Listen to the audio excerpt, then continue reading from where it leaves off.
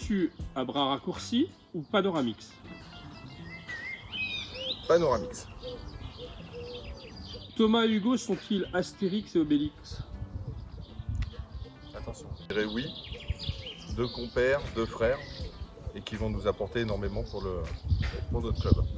Peux-tu nous décrire ton village gaulois? Un village de 900 habitants, un tissu associatif énorme qui regroupe 3-4 grosses associations qui bougent, qui vit, qui fait des fêtes de partout, qui nous pousse à continuer à faire tout ce qu'on peut pour faire vivre ce village, et tout vient de là, quoi. Tout vient de ce pouvoir associatif et évidemment de notre maire qui n'est plus maire actuellement, mais de notre maire qui nous pousse tout le temps à faire de notre mieux.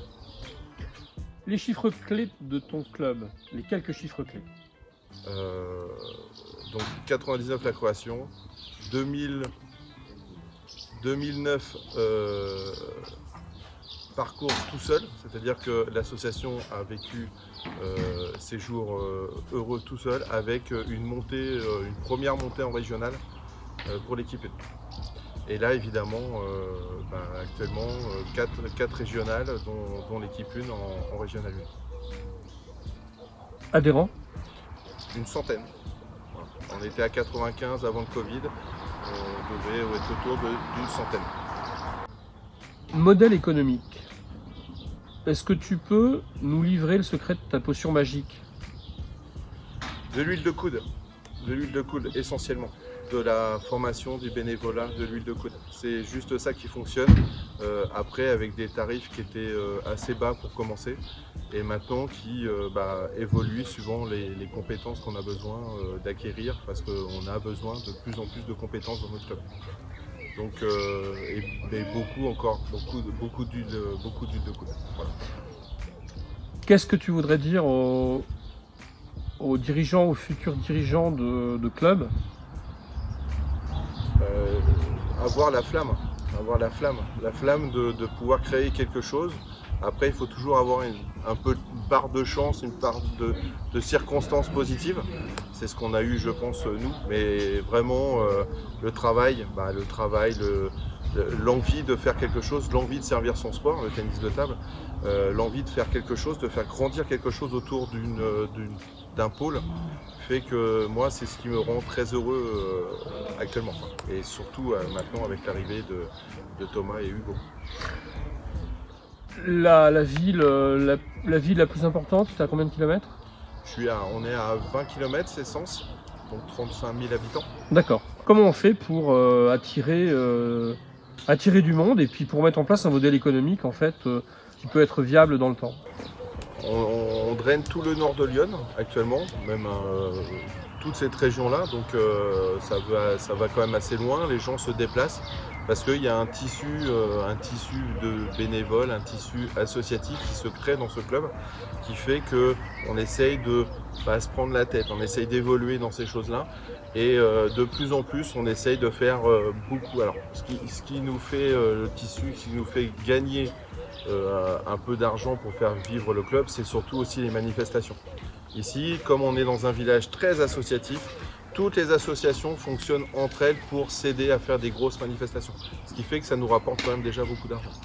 Maintenant, évidemment, on essaye de faire évoluer nos prix de licence pour faire développer ce club. Beaucoup de partenariats aussi avec les villes, les villages à côté. Donc il y avait Ville-Thierry pas très loin, un petit village. Et aussi maintenant un gros partenariat qui va, j'espère, devait voir le jour avant le Covid. Mais après le Covid, on reprendra ce gros partenariat avec Sens, dont on a une antenne. On va entraîner une fois par semaine à Sens pour développer avec la ville de Sens des choses, développer le tissu de l'association.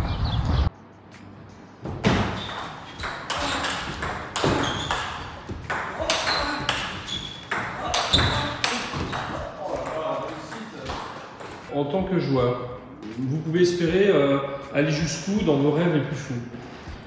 Déjà mon rêve depuis que j'ai commencé le ping, c'est d'être numéroté français. Pour moi, c'était mon rêve et j'y pensais pas du tout. À la Ferté-Gaucher, voilà, le meilleur classé, c'était 12-13. Et du coup, je me rendais pas compte. Mais voilà, c'était toujours mon rêve. Voilà, en regardant des vidéos de ping, en allant au tournoi, je disais voilà, j'aimerais bien être comme ça. Et du coup, j'ai déjà réalisé, on va dire, une partie de mon objectif. J'ai déjà réussi mon petit objectif. C'est que voilà, maintenant je suis numéroté français, numéro 997. Donc ça fait vraiment plaisir. Mais maintenant, l'objectif, j'espère aller plus loin. Là, j'aimerais bien aller au moins jusqu'à numéroté 500 français. J'aimerais bien. Thomas.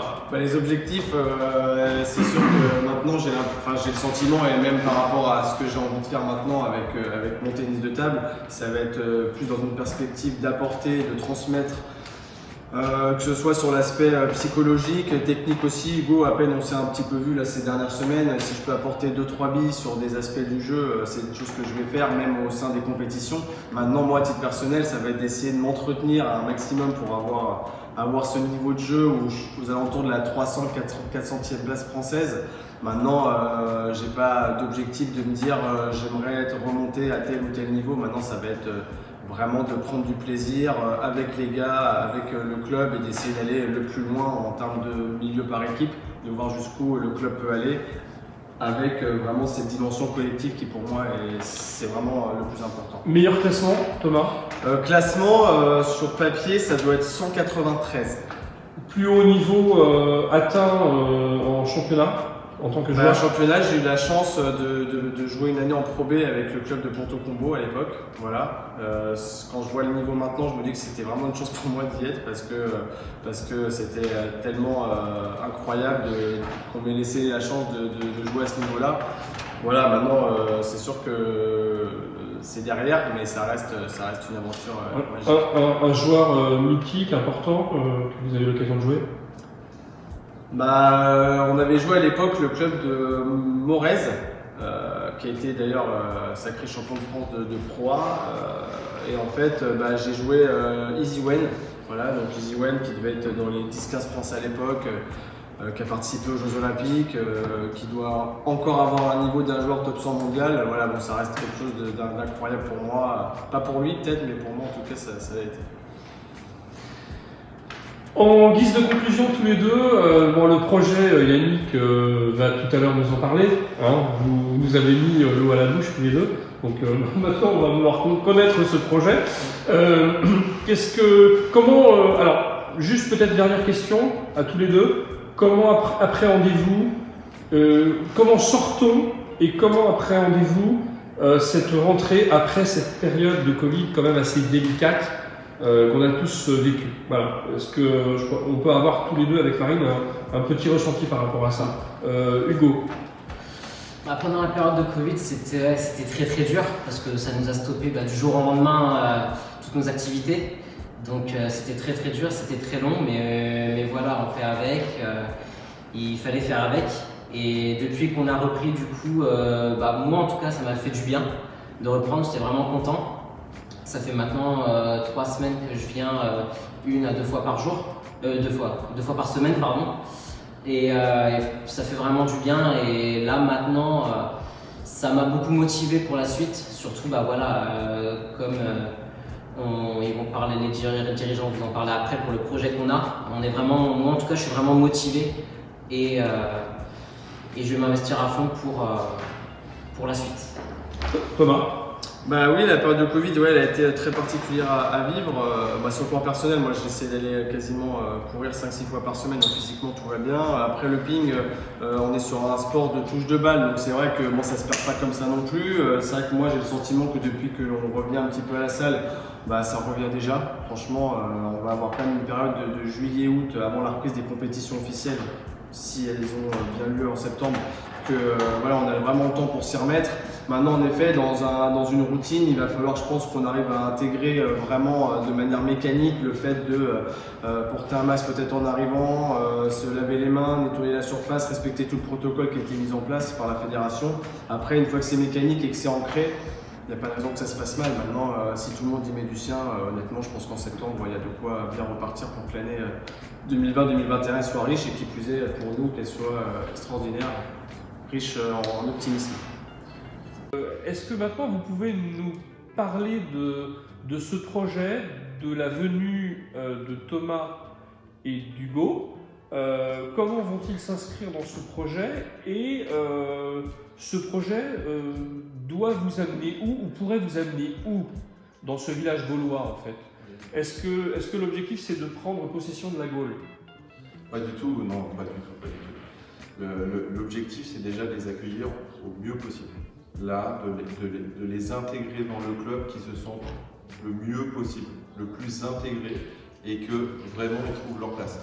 Et après, de toute façon, oui, il y a des idées d'augmentation de championnat, des choses comme ça, mais après, pour moi, en tous les cas, ça reste encore assez secondaire dans le sens où on veut créer, on veut continuer la mouvance et la logique de notre club, c'est-à-dire le tissu associatif, continuer dans cet esprit-là. Et pour moi, tout ce qu'on a fait depuis 10-11 ans, ça fonctionne comme ça. Ça fonctionne sans se dire qu'on va arriver au plus haut, qu'on va aller chercher le plus haut tout de suite, mais intégrer les joueurs, intégrer les gens et que ce soit eux qui soient au milieu de l'association, pas forcément de se dire ouais ok bon, on essaie de se programmer quelque chose de plus haut mais on ne sait pas, on n'en sait rien et que ça se fasse. Le but aussi de Tom et Hugo, c'est qu'ils nous apportent aussi à nos plus jeunes, qu'on puisse développer encore nos jeunes, continuer l'évolution du club et évidemment que de toute façon, au fur et à mesure on continuera, de toute façon, on va continuer à évoluer. Mais de là à se, par moi en tous les cas, de là à se poser, d'aller vraiment plus haut, pour l'instant, je ne sais pas. Je résume. Socle associatif, un édifice assez solide sur le plan réseau et relationnel. Et après, derrière, au fil du temps et au fur et à mesure, on construit. Oui. Mais jour après jour, pas après pas. C'est l'idée. Surtout pas d'essayer d'aller trop vite.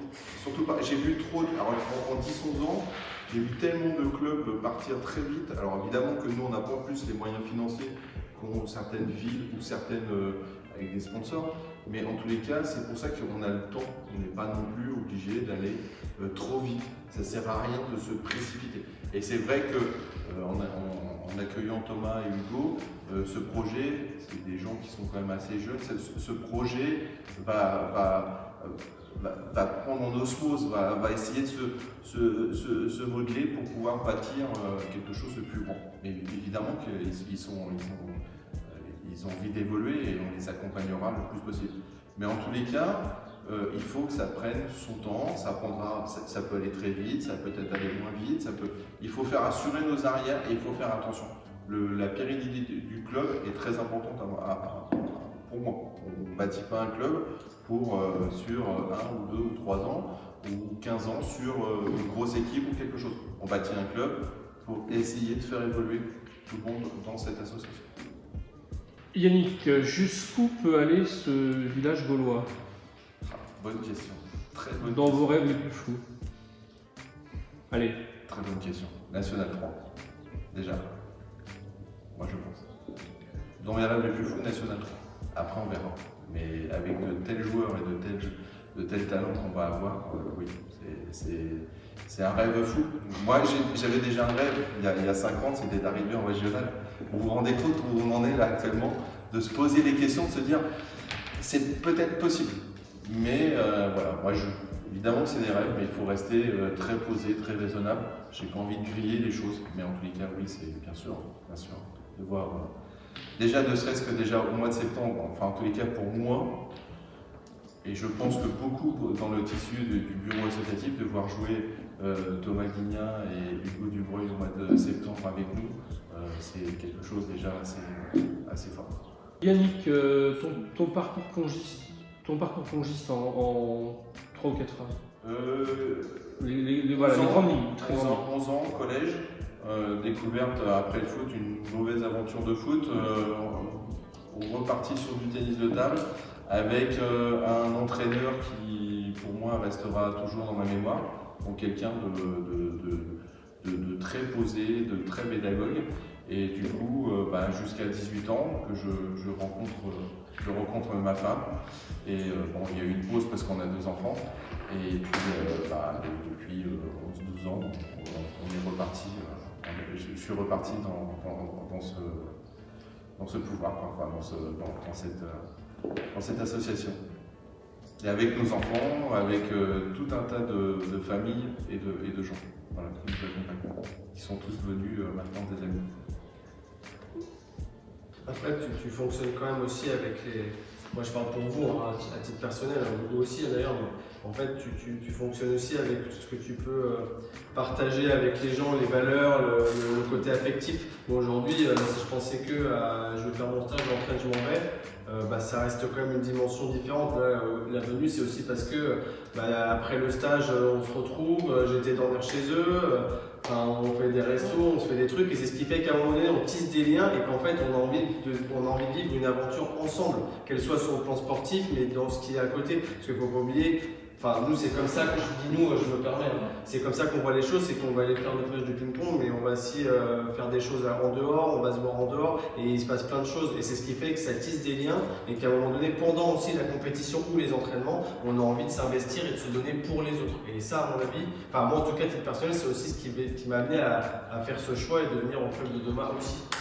C'est exactement ça et c'est pour ça que je parle aussi du tissu associatif dans ce petit village parce qu'il y a un comité des fêtes qui draine un énorme vide-grenier, un énorme feu d'artifice qui a été annulé ou qui quand le feu d'artifice, ils ne savent pas exactement, mais c'est entre 10 et 15 000 personnes. Ce que je veux dire, c'est qu'il n'y a rien sans les gens, sans les humains. Et tant que certains ne comprendront pas ça, qu'il faut mettre ça au milieu, et c'est pas forcément en amenant de l'argent tout le temps que ça fonctionne, ça fonctionne pas. Il faut que les gens soient toujours au cœur des projets. Et ça, je te rejoins dans ce que tu disais tout à l'heure. Et ça, il faut que, au niveau de la fédération, moi, je n'ai jamais essayé de vouloir faire un modèle ou quoi que ce soit, mais en tous les cas, l'identité de ce que je peux donner, pour moi, actuellement, ça restera comme ça. Parce que c'est notre fondement et on doit fonctionner comme ça. Je ne vois pas d'autres, en tous les cas, d'autres choses, à moins d'avoir...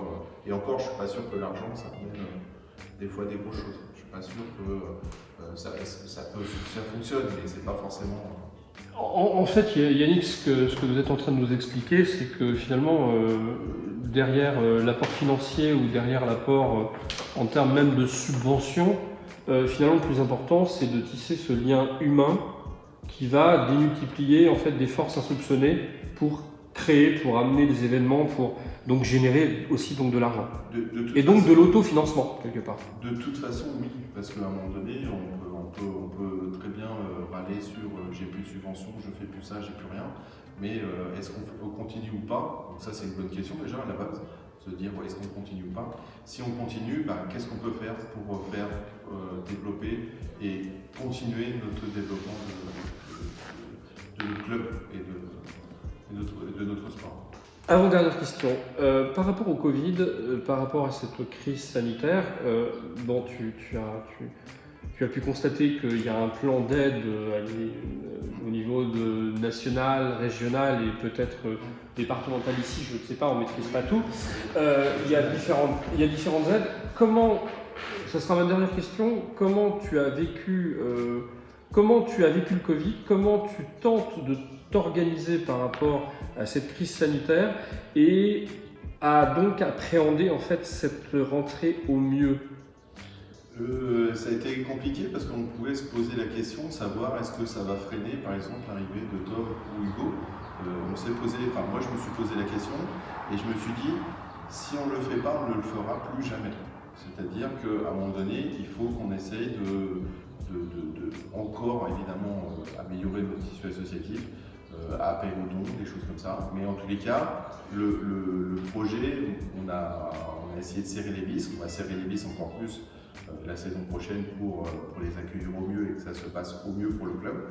Mais c'est vrai que malheureusement avec cette crise, c'est vrai que c'est très compliqué, mais si on ne passe pas le cap, pour moi, on ne l'aurait peut-être jamais passé. Et je pense que la venue de Thomas qu'on connaît évidemment bien et puis à travers Hugo, je pense qu'on ne pouvait pas passer à travers. Donc il faut remuer ciel et terre.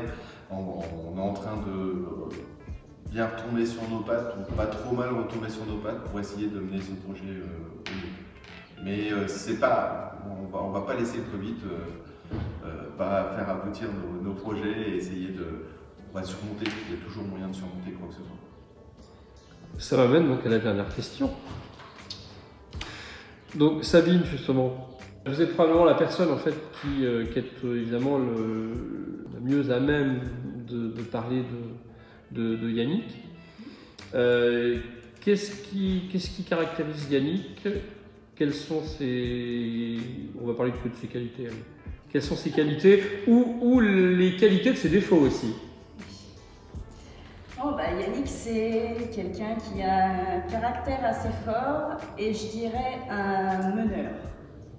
Très courageux aussi, parce que quand on a beaucoup de questions aussi par rapport au club ou des choses comme ça, il nous encourage et il nous pousse à dire allez, il faut le faire, il faut tenter, ça va aller. Il est toujours en train de nous pousser et c'est vrai qu'on a un noyau au club. Bon, c'est vrai que avec le bureau, ce sont des amis et du coup tout le monde est derrière, on arrive à le suivre, on s'est dit allez, il a peut-être pas tort, on va y aller et puis il a raison à chaque fois. Donc voilà. Yannick, qu'est-ce que tu pourrais dire par rapport à Sabine? Cette aventure depuis 11-12 ans, j'aurais jamais pu la faire sans ma femme, ça c'est sûr. Le temps que je passe dans le club est pas aussi important que mon travail, mais vraiment pas long. Donc si j'avais pas une femme qui me soutenait dans tout ce que je fais, et pourtant il y a des moments difficiles, hein. Il y a des moments où nos enfants sont un peu plus grands, donc c'est un peu plus facile. Mais ma femme, en tous les cas, a toujours été là pour m'aider, pour me soutenir, pour me dire allez, c'est pas grave, il y a des moments où on se pose des questions, où on se dit je serais quand même bien mieux dans mon canapé que de me faire chier à aller des fois à l'entraînement pour prendre un pain, ou des gens qui veulent des fois poser problème. Mais voilà, c'est toujours un soutien, une écoute. Donc c'est vrai qu'on est assez unique là-dessus parce que on se soutient vraiment bien tous les deux, quoi. Et c'est vrai que là où je suis fier aussi, c'est que nos deux enfants sont très forts aussi avec nous dans ce tissu associatif. Nos deux enfants continuent, même s'ils sont plus grands maintenant, continuent avec nous. Et je suis content de leur avoir donné cette âme associative, cette âme de bénévolat en se disant voilà, je peux travailler pour le club ou quelque chose d'autre sans demander forcément une rémunération ou quoi que ce soit. Donc ça c'est, ouais, je pense qu'on est tous les deux, on est bien amis. Alors, j'avais pas forcément prévu cette question, mais alors justement quelle part tu accordes à cet esprit bénévole et associatif? L'esprit associatif, justement. Moi je pense que, pour moi, ça guide ma vie, quoi. C'est quelque chose qui, évidemment, on peut pas tout donner à notre association, on ne peut pas tout donner aux autres, il faut penser aussi à nous et à notre famille. Mais je pense que pour moi, en tous les cas, pour moi actuellement, c'est un guide. C'est quelque chose où j'essaye de faire adhérer un maximum de gens pour dire voilà, lâcher prise, arrêter un peu avec le système qui est un peu l'offre et la demande, de ces choses-là. Lâchez prise, venez vous éclater, ça va vous faire du bien, venez partager. Et pour moi, c'est, je ne sais pas si on peut le dire, mais un guide de la vie, ouais, pourquoi pas. C'est vrai qu'on le sait, quand on est dirigeant, il faut savoir avoir autour de soi et avec soi une équipe de bénévoles monstrueuse, parce qu'à un moment donné, quand on donne beaucoup d'énergie, qu'on donne, à un moment donné, ça explose. Enfin, je sais pas, j'en connais des clubs qui ont eu des dirigeants incroyables avec des membres du bureau, des fois peu nombreux, et qu'à un moment donné, on n'en peut plus parce que les clubs grandissent. Quand on veut que ça grandisse, ça grandit au fur et à mesure. Et puis à un moment donné, si on ne fait pas évoluer aussi le bureau, les bénévoles, les équipes autour de soi, on ne peut pas tout gérer. Et là, à l'heure d'aujourd'hui, c'est vrai que ce qui est impressionnant dans ce club, je le vois aussi notamment lors des gros rassemblements qui plus est les stages, c'est qu'en fait tout le monde connaît tout le monde, c'est des frères, des sœurs, c'est des copains, des copines, et ça mine de rien, bah, on a envie, ça transporte. C'est-à-dire que quand il y en a deux, bah, on est 26, parce que tout le monde connaît tout le monde et tout le monde va donner un petit peu de son temps et de son énergie pour réussir. Hugo, est-ce que toi ça t'interpelle quand même tout ça? Ça m'interpelle, oui et non, on va dire, parce que moi vraiment, bah, comme je l'ai dit au début, je venais d'une ligue où là vraiment c'est des petites associations, des petits clubs, donc on retrouve un petit peu cette ambiance-là, familiale, conviviale, vraiment sympa. Et en FFTT, voilà, moi j'ai commencé à Mourou, il y avait toujours aussi cette ambiance-là, Coulommiers aussi, mais voilà, là depuis très peu de temps, voilà, j'ai commencé à venir. Et avant, je connaissais pas trop Yannick ni Sabine, et j'ai commencé à apprendre, on a commencé à apprendre à nous connaître, et ils m'ont parlé du club, de tout ça, et j'étais, oui, on va dire impressionné, mais j'ai beaucoup aimé cette ambiance-là et de tout ce qu'ils m'ont parlé. Ok, juste pour peut-être compléter après l'interview papier, ça dont tu as parlé tout à l'heure, je suis pas sûr d'avoir tout capté. Oui. Est-ce que tu peux, logistiquement nous expliquer comment ça se passe avec les groupes, etc., ton organisation? Alors, l'essentiel se passe ici, dans cette petite salle-là, sur Doma. Après, les compétitions régionales, tous les stages sont sur Saint-Valérien. Et il y a du coup le pôle aussi d'antenne à Sens. Saint-Valérien qui est à combien de... 4 km aussi, 6 km. D'accord. Voilà. Ok. Donc principalement ces deux structures. Voilà. Donc ici, comment tu t'organises dans cette salle des fêtes aménagée, fort sympathique? Comment t'organises en fait? Tu découpes toute la semaine pratiquement, à part le lundi, et encore le lundi va être ouvert, mais toute la semaine, mardi, mercredi, jeudi, vendredi. D'accord, ça tourne tout le temps. Il y a les jeunes, les scolaires? Oui. À partir de quel âge? Le Baby Ping, on est même labellisé Baby Ping depuis 3-4 ans. C'est Ping 4-7 ans. Oui, c'est Ping 4-7. C'est plus Baby Ping, c'est fini ça. Ouais. Alors attends, Yannick, les 4 tables, tu peux nous les dire? Oui, Baby Ping, Ping féminin, Promo Ping et le quatrième. T'es sûr ça va? Du retard, Loisir. Ping loisir. Ping loisir. C'est ce que je voulais dire tout à l'heure. Thomas, on se connaît depuis évidemment un certain nombre d'années et je pense qu'il nous a poussé aussi à essayer de encore développer les choses. Donc c'est ça que je voulais aussi rajouter. C'est que même si moi on me dit oui je suis meneur, je suis tout ça, mais il y a toujours des questions, des peurs, des choses. Je crois que je t'en ai fait parler au mois de novembre. Et du coup le fait que nous disions attends, non, il faut essayer, il faut le faire, il faut essayer de faire, nous fait progresser. Et c'est vrai que Tom, il y a une relation aussi entre nous deux et puis les gens du club. C'est un petit peu un rêve qui se réalise parce que du coup quand il venait pendant les vacances faire les stages de ping, un numéroté qui vient faire les stages de ping, on était là, oh, le rêve, tu te rends compte, c'est un jour il joue à Doma. Voilà. Bon, finalement, Thomas amène, c'est ce que j'avais un peu compris aussi tout à l'heure, amène en fait son expertise et évidemment associé à Hugo une force de frappe rongiste indiscutable. Donc cette expertise, oui, de par ce qu'il a vécu. Et expertise, entraînement aussi, très rigoureux. J'ai suivi un petit peu, ouais, légèrement. Non, mais il y a un lien, et ça, on va pas le dire. Il y a un lien qui me frappe en fait, et en fait, je me dis, tous là, en fait, on vient quand même. Tu as commencé en foyer rural, j'ai commencé en follet. Mine de rien, à un moment donné, pour revenir sur l'aspect valeur humaine, parce que ça peut être des fédérations qui parfois, aux yeux de certains, sont un peu dénigrées ou rabaissées. Mine de rien, c'est vrai qu'on dit toujours oui, mais dans ces fédés, on est très lié à l'affect, dans le partage, dans le fait de vivre des choses. À un moment donné, peut-être qu'on se retrouve ici parce qu'on a peut-être ces valeurs-là plus que d'autres. Je sais pas, c'est peut-être aussi c'est un lien. Mine de rien, c'est là qu'on s'est connus, c'est de là d'où on vient aussi. Nous aussi, on a la double affiliation aussi. On a Thomas et Sens. On a peut faire les deux. Donc c'est vrai qu'après, c'est peut-être pas bien de dire ça au niveau de la FFP, mais... Non, pas du tout, je l'avais vu. Ouais. Pourquoi pas bien? Bah, je sais pas, on a l'impression que les deux fédés sont des fois un peu compliqués à s'entendre ou à se voir, mais en tous les cas, moi je pense que ça fait chaque chose est... enfin, les deux fédérations sont vraiment très complémentaires.